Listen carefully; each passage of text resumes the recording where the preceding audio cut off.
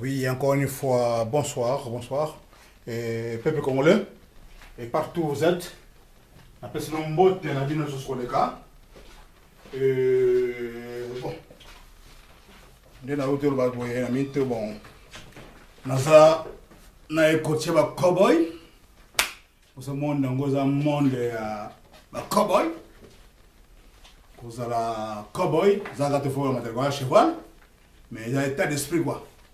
Il faut pas l'esprit dur dans mon milieu parce que l'esprit est fort qu'on le corps pour te mon milieu au bas consommo avec esprit mon milieu ils ont un spirituel avec comme charnel donc mon milieu dans l'esprit donc vous avez la moto même vous avez ni amanazam vous avez mis na mai zaire esprit donc voilà là moi tu n'as mis sur le cas nous toujours na école de cambo ya bayi politique ya mboka na biso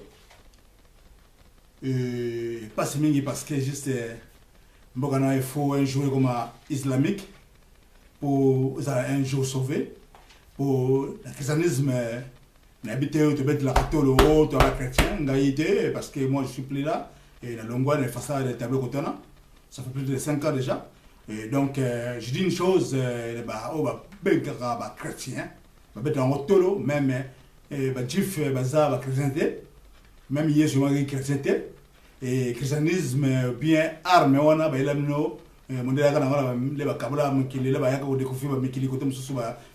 chasse, faible. Donc, tout d'abord, la chrétien, c'est faible parce que la politique comme le christianisme si tu es chrétien tu gardes ça pour toi et tu gardes ça pour ta famille et pour ta maison et pas pour toute la nation et si tu es chrétien si tu es vas-y mais le chrétien alors vérité sur le non je suis désolé vraiment je suis désolé et ceux qui boye bakate christianisme qui pour aller libo qui ne fouiller vous avez mayele pour que fouiller bilo kwana rôle pour de la dinaga ba missionnaire na Congo na bana ba woni discours ba bien bien e ba to ba binzampe ute ko na bango boke kuna kuna ko putia ba musango iloko ba éviter mais ba bien déjà donc vous allez quand même na courage ka vous yango donc voilà quoi donc lelo que bino lelo botikali na makambona o ba ila bino bakenda ba former ba disciple na ba former pasteur ba former bateau oyo batikali batikali na tâche wana ya ko continuer ko évangélisme parole wana et ba messengère et ba dormeur que christianisme ah non non donc c'est pour cette raison je dis une chose que tant on a monarchie mokon intérieur mboka biki baza chrétien mi balena kisa ba biki baza chrétien faut limisa du coup christianisme sous chrétien homme politique oui c'est bien aux chrétiens au semble ça voilà mon dengi minuba ela binango mais quelque part pour l'intérêt nation à la tête du pays ou bien importation que la conquête yamboka à récupérer pour voir un jour à jouer beaucoup un jour à regarder le discours parce que juste c'est un discours faible donc ça se dit directement de l'autre côté va faible donc so limpisa donc qui dit ou bien vous solana coucou y a posé la ndenge que mboka za croyant bon il y a le discours voilà vocabulaire voilà alors c'est pas ça ce qui est là qui que ko limpisa la politique de la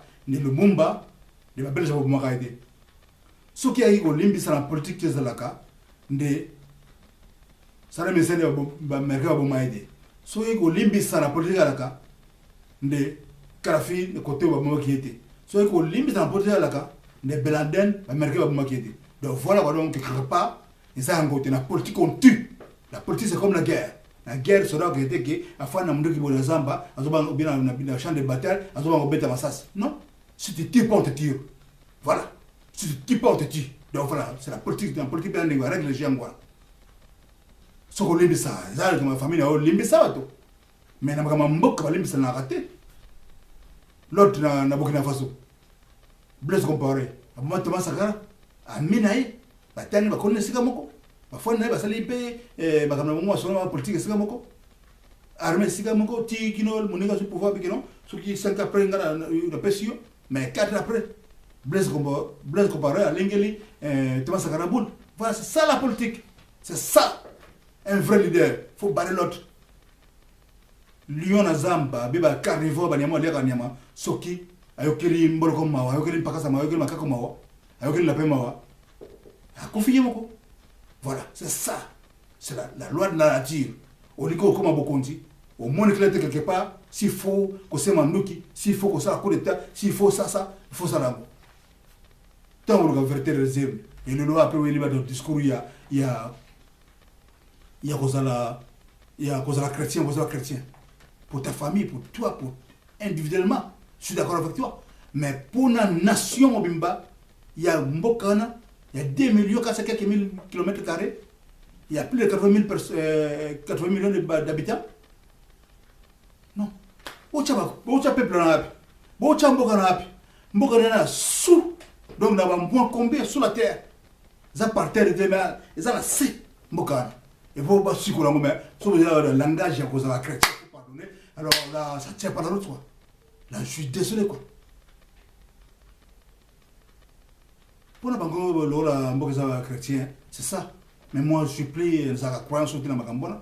Je crois dans mon kili, je crois dans la science, je crois dans l'existence de mon kili, mais je crois dans la religion, dans le côté. Pour beaucoup de gens, mon Dieu, bon sango, le loi tire le bilo kola la ngulu, ba chena poto et ko la yake yete bra poto bila le mondele ina ba religion, continue na relation ba religion, bo je l'indépendance le bolo na ba religion, bo tika na ba religion. C'est ça le mal. Mais le peuple juif, en Israël, en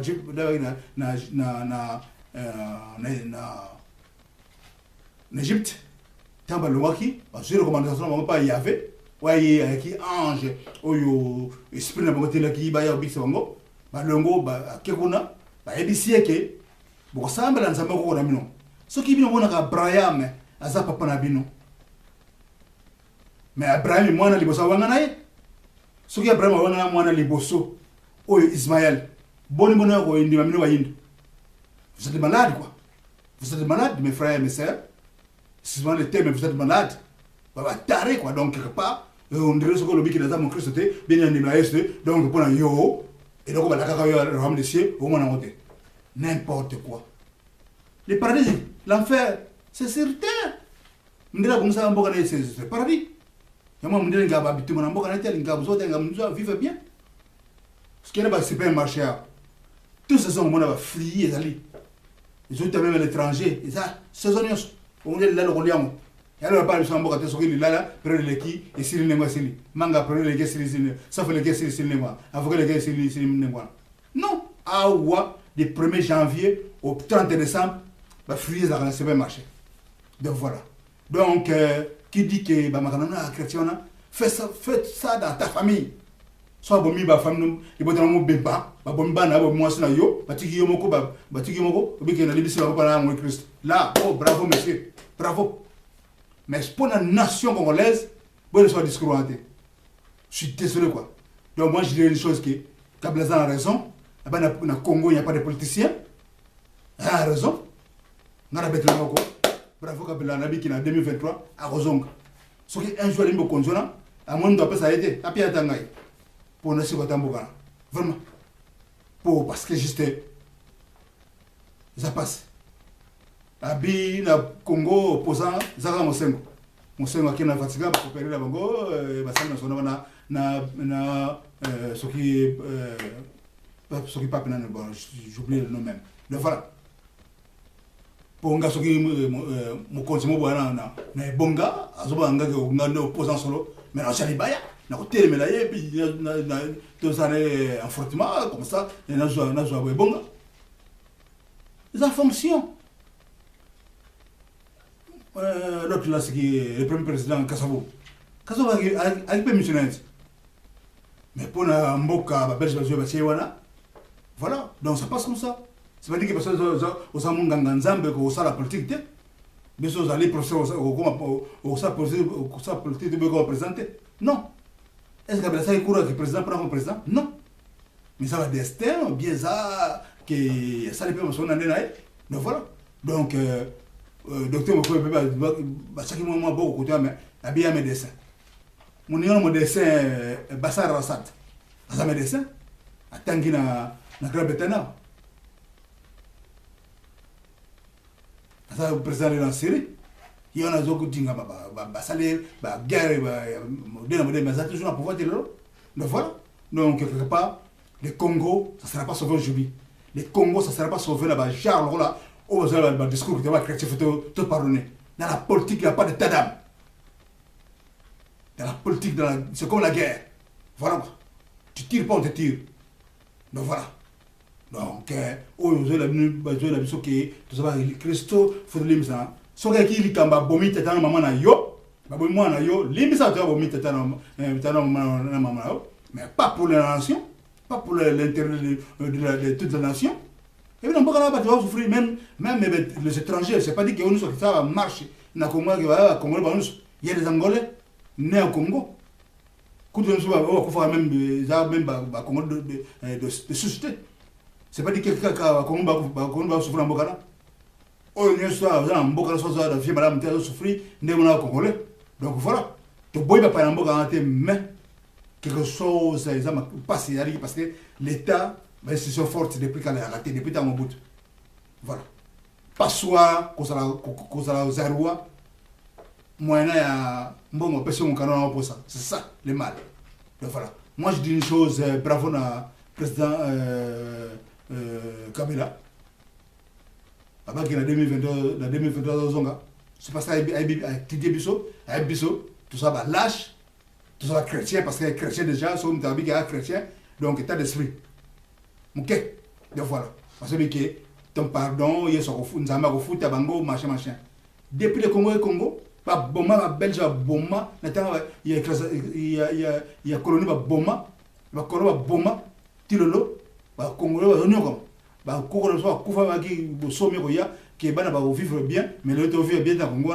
Alors, il y a un langage à pardon, un discours à pardon. Alors, non, il faut arrêter. Non, parce que je ne sais pas, je vous mets la poubelle, hein. Je vous mets dans les passés même. La poubelle, on va récupérer, mais dans les passés. Dans l'oubli. Voilà, donc, je suis vraiment désolé. La politicien va tenir le langage, il y a aux chrétiens et puis il faut pardonner.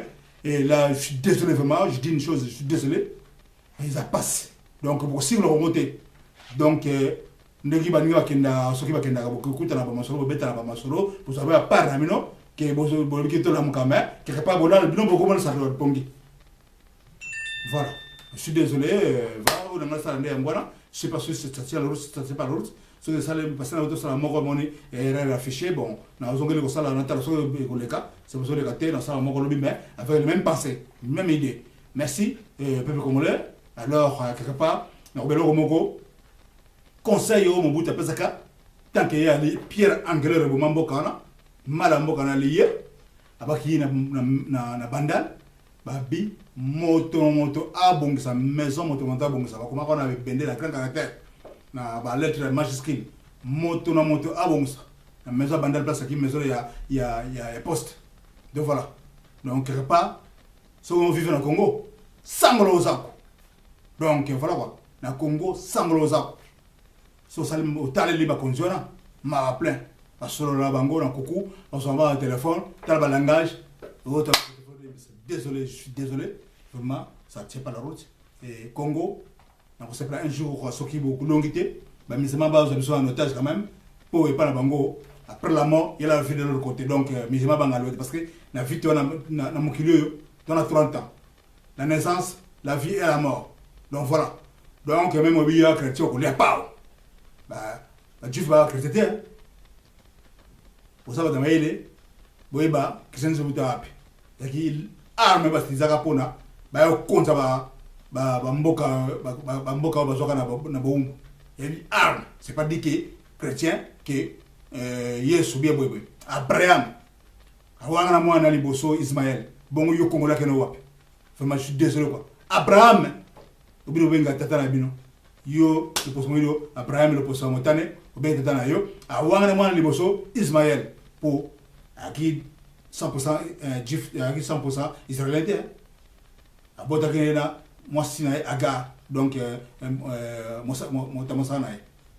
voilà la source on a banzi trop parlé je crois on a le bien coquille bon là dans vos vidéos madame bon partage et je crois il y a des choses là dedans audio et on faire tourner bâtiment parce que bon là mon cabine va congolais parce que là parce que ça nous que vous avez chrétien parce que un titre na ba ina combat la muka ba mon le ba chrétien faut pardonner c'est n'importe quoi je suis désolé quoi merci.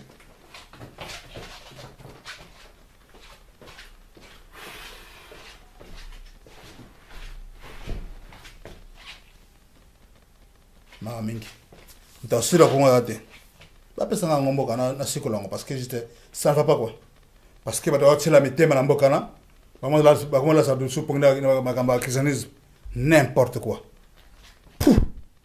Oh na Congo ndeni ela boza mbongo bokufa botiki mbongo et puis après botiki mboka na kao n'importe quoi ça va pas non.